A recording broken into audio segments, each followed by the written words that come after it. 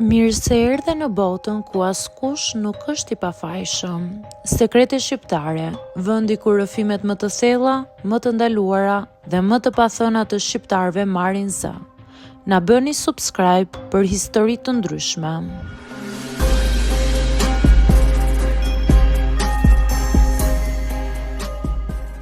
Jam 26 vjeçe dhe për një kohë të gjatë kam jetuar me ndjesinë se diçka brenda meje ishte thyer, edhe pse nga jashtë gjithçka dukej normale. Shkoja në punë, takoja njerëz, qeshja atëherë kur duhej, por brenda mbaja një peshë që nuk dija si ta hiqja. Gjithçka ndodhi në një ditë që dukej krejt e zakonshme. Një vizitë familjare si shumë të tjera. Shtëpia e hallës ishte gjithmonë vend ku shkoja pa menduar 2 herë. Ishte familje, ishte siguri, ose të paktën kështu besoja unë. Burri i hallës kishte qenë gjithmonë aty në jetën time. Në festa, në drekë familjare, në ditëlindje. Asnjëherë nuk isha menduar për të ndonjë gjë tjetër veç se një figurë e zakonshme familjare. Nuk ishte pasur shenja të qarta as paralajmërime. Ndoshta kjo është pjesa më e vështirë për të pranuar. Rreziku ndonjëherë nuk vjen nga të panjohurit, por nga ata që i ke ulur në të njëjtën tavolinë. Në një moment mbetëm vetëm. Nuk ishte diçka e planifikuar. Thjesht rrethanat dhe thjesht ndodhi.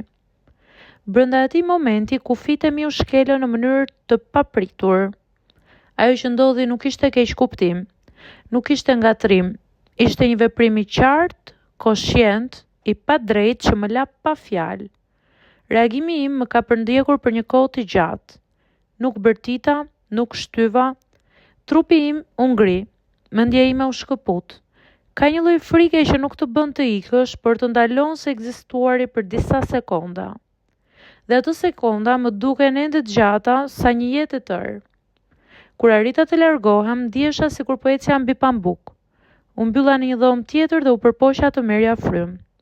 Duart më dridheshin, zemra më rihte fort, dhe mbi të gjitha, më pushtoi një ndjenjë turpi që nuk kishte asnjë logjik. Turp për diçka që nuk e kisha zgjedhur, turp për diçka që më kishte imponuar. U ktheva në shtëpi atë ditë dhe nuk i tregova askujt.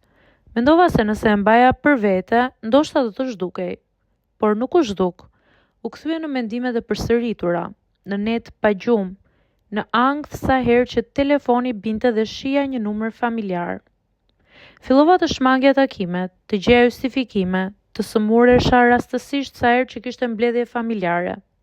Çdo herë që e shija, edhe nga larg, ndjeja trupin tim të tensionohej. Ishte sikur trupi im e mbante mend edhe kur mendja përpiqej ta fshihte. Për muaj të tërë, fajsova veten.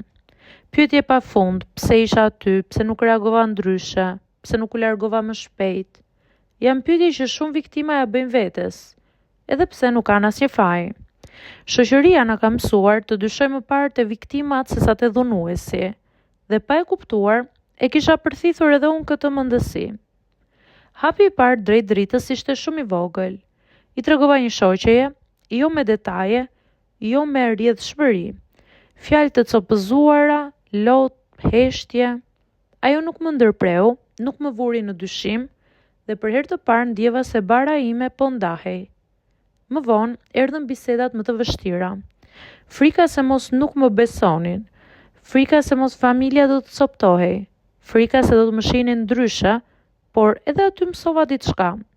E vërteta është e rëndë, por heshtja është akoma më e rëndë. Procesi i shërimit nuk është linear. Ka ditë kur ndihem e fortë, e qartë, e qëndrueshme.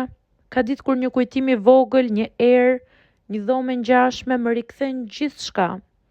Por tani e di se reagimet e mia janë normale. Trupi im po përpiqet të më mbrojë. Sot jam ende duke mësuar të jetoj me këtë histori, por jo më si sekret. Është pjesë e imja, por nuk më përcakton. Kam mësuar të vendos kufi, të dëgjoj veten, të mos e minimizoj dhimbjen time për hir të qetësisë të tjerëve. E tregoj këtë histori jo për të tronditur, por për të thënë me qartësi. Abuzimi mund të ndodhë edhe në familje, edhe në vendet që ne i quajmë më të sigurtat. Dhe kur ndodh, fajtor nuk është ai që ngrin nga frika, por ai që shkel kufit. Unë jam ende këtu, jo e pandryshuar, por e vetëdijshme, jo e pathyer, por më e fortë në një mënyrë tjetër. Dhe zëri im, sado i dridhur, meriton të dëgjohet.